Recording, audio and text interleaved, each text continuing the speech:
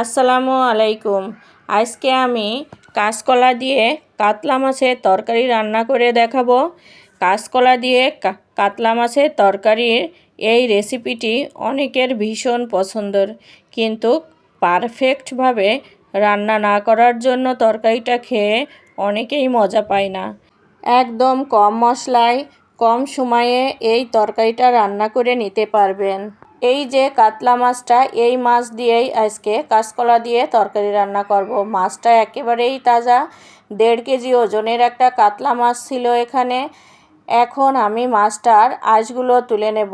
মাছের আঁশ তোলার যন্ত্রটি আমি খুঁজে পাচ্ছিলাম না, তাই চামচ দিয়ে মাছের আঁশ তুলে নিচ্ছিলাম। আমার প্রিয়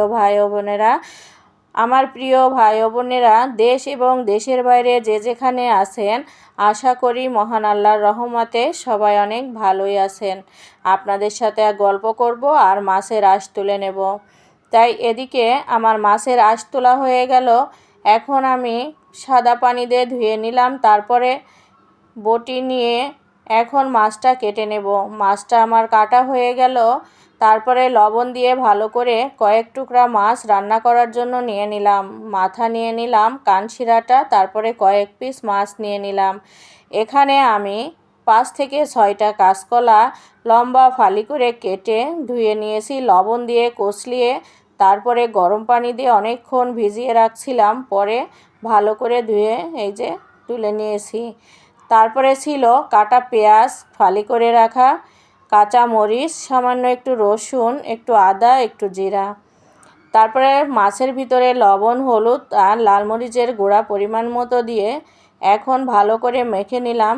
5-10 মিনিট রেখে দেওয়ার পরে চুলায় কড়াই বসিয়ে কড়াই গরম হয়ে গেলে তেল দিয়ে মাছগুলো একে একে দিয়ে দিলাম।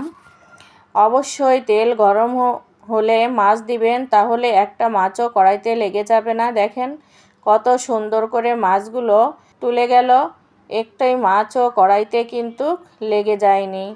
তাই এভাবে আমি মাছগুলো কিন্তু খুব কড়া করে ভেজে নেব না, হালকা করে একটু ভেজে নেব। যেহেতু মাছটা একদম সদ্য, তাই বেশি কড়া করে ভাজলে ভালো লাগবে না। আর একদম তাজা মাছ কষিয়ে রান্না করলেও কিন্তু প্রিয় ভাই ও বোনেরা দারুণ মজা লাগে। মাছগুলো ভাজা হয়ে গেল। ওই তেলের ভিতরে কাঁচকলা দিয়ে আমি একটু ভেজে নেব। দিয়ে দিলাম একটু অল্প করে লবণ আর একটু হলুদ। আপনারা কাঁচকলা ধোয়ার সময় কিন্তু হলুদ দিয়েও কালার ঠিক রাখার জন্য ধুতে পারেন, কিন্তু আমি আজকে হলুদ দিয়ে ধুই নাই, শুধু লবণ দিয়েই ধুয়েছিলাম। আর এভাবে কষলিয়ে ধুয়ে নিলে গরম পানি দিয়ে অনেকে আছে একটু ভাপ দিয়েও নেয়, সেটাও করতে পারেন। আবার গরম পানি দিয়ে 5-7 মিনিটের মতো ভিজিয়ে রাখলেও কিন্তু কষটা থাকে না।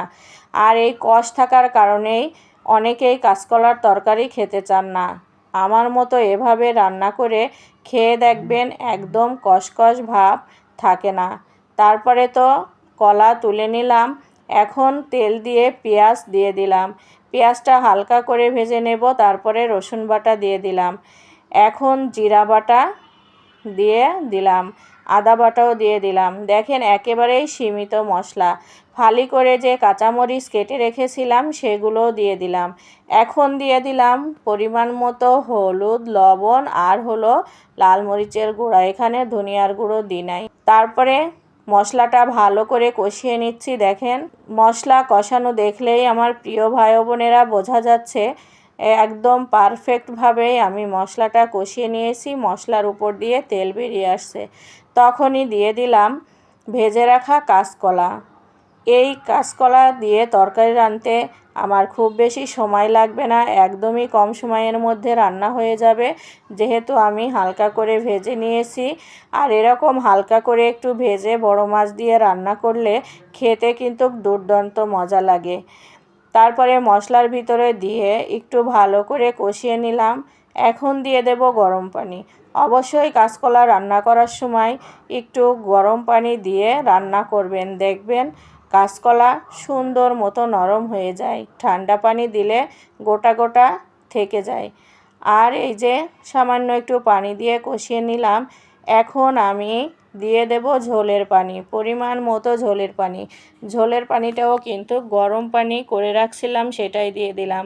তারপরে পানি দিয়ে দিলাম মাথাটা আর কানশিরাটা, কারণ মাথার ভিতর মশলা ঢুকতে একটু সময় লাগে। তারপরে পুরোপুরি বলক এসে গেলে দিয়ে দিলাম ভেজে রাখা মাছগুলো।